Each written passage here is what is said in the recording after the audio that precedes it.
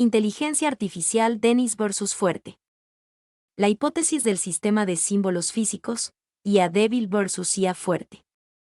En una ponencia, con motivo de la recepción del prestigioso premio Turing en 1975, Allen Newell y Herbert Simon, 1975, formularon la hipótesis del sistema de símbolos físicos según la cual, todo sistema de símbolos físicos posee los medios necesarios y suficientes para llevar a cabo acciones inteligentes.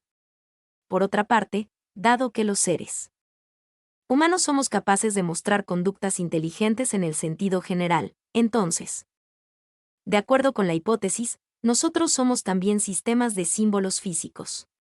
Conviene aclarar a qué se refieren Newell y Simon cuando hablan de sistema de símbolos físicos, SSF. Un SSF consiste en un conjunto de entidades denominadas símbolos que, mediante relaciones, pueden ser combinados formando estructuras más grandes, como los átomos que se combinan formando moléculas, y que pueden ser transformados aplicando un conjunto de procesos. Estos procesos pueden generar nuevos símbolos, crear y modificar relaciones entre símbolos, almacenar símbolos, comparar si dos símbolos son iguales o distintos, etc. Estos símbolos son físicos en tanto que tienen un sustrato físico-electrónico, en el caso de los ordenadores, o físico-biológico, en el caso de los seres humanos. Efectivamente, en el caso de los ordenadores, los símbolos se realizan mediante circuitos electrónicos digitales y, en el caso de los seres humanos, mediante redes de neuronas. En definitiva, de acuerdo con la hipótesis SSF, la naturaleza del sustrato, circuitos electrónicos o redes neuronales, carece de importancia siempre y cuando dicho sustrato permita procesar símbolos. No olvidemos que se trata de una hipótesis y, por lo tanto, no debe de ser ni aceptada ni rechazada a priori. En cualquier caso, su validez o refutación se deberá verificar de acuerdo con el método científico, con ensayos experimentales. La IA es precisamente el campo científico dedicado a intentar verificar esta hipótesis en el contexto de los ordenadores digitales, es decir, verificar si un ordenador convenientemente programado es capaz o no de tener conducta inteligente. De tipo general.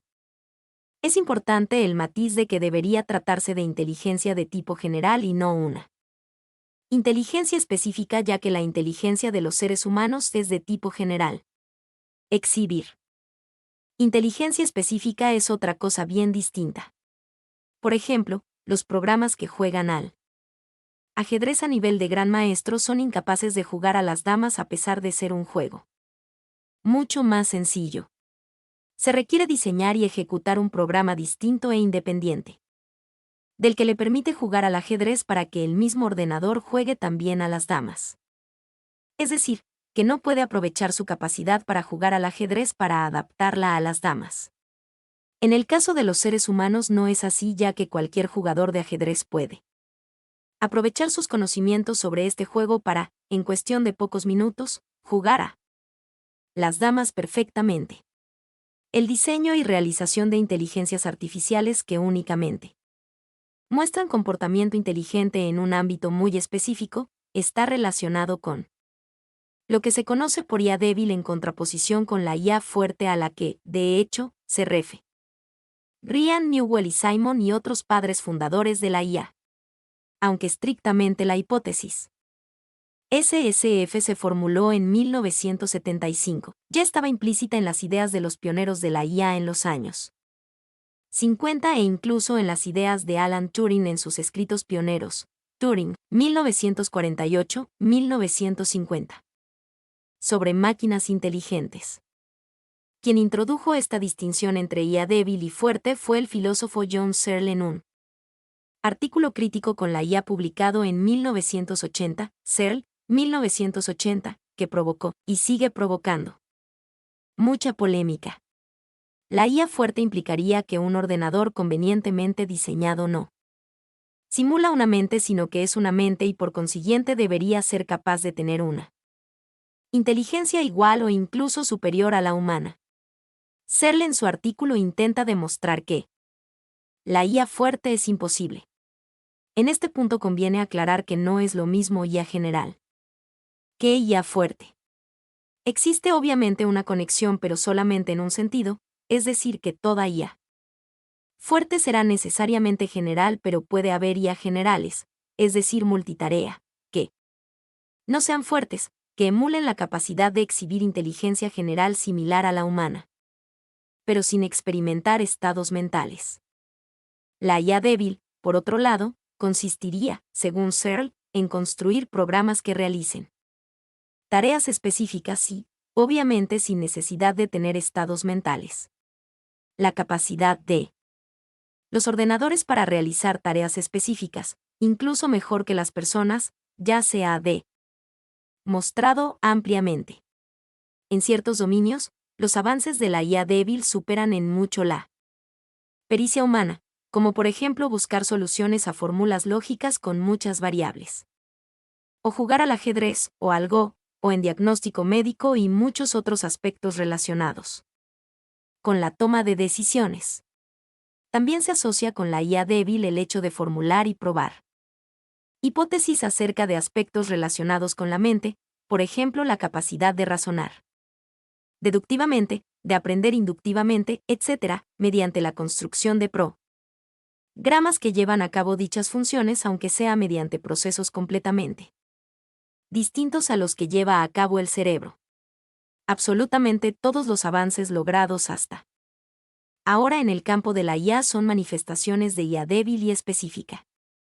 Los principales modelos en IA: simbólico, conexionista, evolutivo y corpóreo.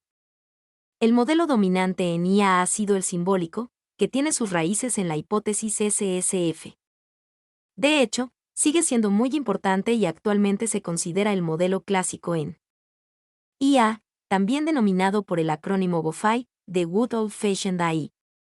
Es un modelo top-down que se basa en el razonamiento lógico y la búsqueda heurística como pilares para la resolución de problemas, sin que el sistema inteligente necesite formar parte de un cuerpo ni estar situado en un entorno real. Es decir, la IA simbólica opera con representaciones abstractas del mundo real que se modelan mediante lenguajes de representación basados principalmente en la lógica matemática y sus extensiones. Por este motivo, los primeros sistemas inteligentes resolvían principalmente problemas que no requieren interactuar directamente con el entorno, como, por ejemplo, demostrar sencillos teoremas matemáticos o jugar al ajedrez. Los programas que juegan al ajedrez no necesitan de hecho la percepción visual para ver las piezas en el tablero ni actuadores para mover las piezas. Ello no significa que la IA simbólica no pueda ser usada para, por ejemplo, programar el módulo de razonamiento de un robot físico situado en un entorno real, pero en los primeros años los pioneros de la IA no disponían de lenguajes de representación del conocimiento ni de programación que permitieran hacerlo de forma eficiente, y por este motivo los primeros sistemas inteligentes se limitaron a resolver problemas que no requerían interacción directa con el mundo real. Actualmente, la IA simbólica se sigue usando para demostrar teoremas o jugar al ajedrez, pero también para aplicaciones que requieren percibir el entorno y actuar sobre él, como por ejemplo el aprendizaje y la toma de decisiones en robots autónomos. Simultáneamente con la IA simbólica también empezó a desarrollarse una IA bioinspirada, la llamada conexionista. Los sistemas conexionistas no son incompatibles con la hipótesis SSF, pero, contrariamente a la IA simbólica, se trata de una modelización bottom-up, ya que se basan en la hipótesis de que la inteligencia emerge a partir de la actividad distribuida de un gran número de unidades interconectadas que procesan información paralelamente. En la IA conexionista estas unidades son modelos muy aproximados de la actividad eléctrica de las neuronas biológicas.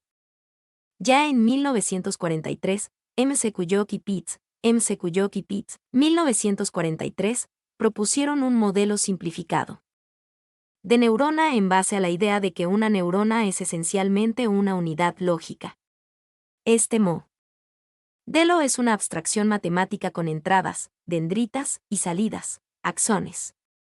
El valor de la salida se calcula en función del resultado de una suma ponderada de las entradas, de forma que, si dicha suma supera un umbral preestablecido, entonces la salida es un 1, en caso contrario, la salida es 0. Conectando la salida de cada neurona con las entradas de otras neuronas se forma una red neuronal artificial. En base a lo que ya se sabía entonces sobre el reforzamiento de la sinapsis entre neuronas biológicas, se vio que estas redes neuronales artificiales se podían entrenar para aprender funciones que relacionaran las entradas con las salidas mediante el ajuste de los pesos que sirven para ponderar las conexiones entre neuronas. Por este motivo se pensó que serían mejores modelos para el aprendizaje, la cognición y la memoria, que los modelos basados en la IA simbólica.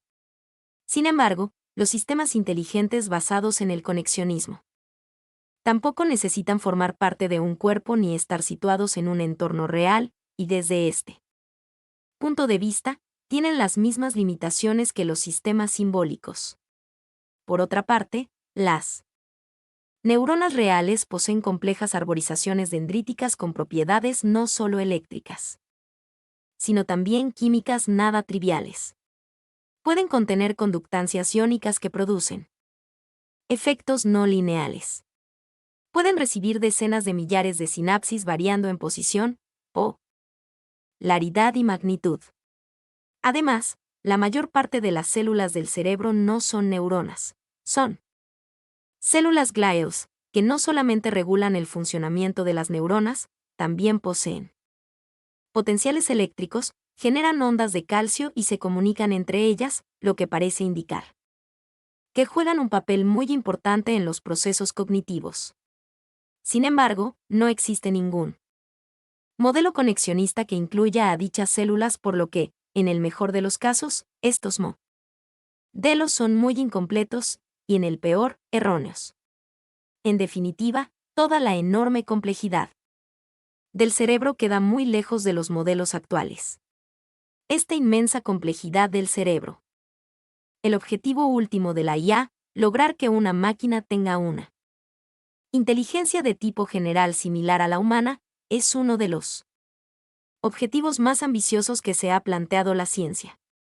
Por su dificultad, es comparable a explicar el origen de la vida, el origen del universo o conocer la estructura de la materia. Mi nombre es Demim. Soy tu asistente personal. Mi sitio en internet es demim.es.tl.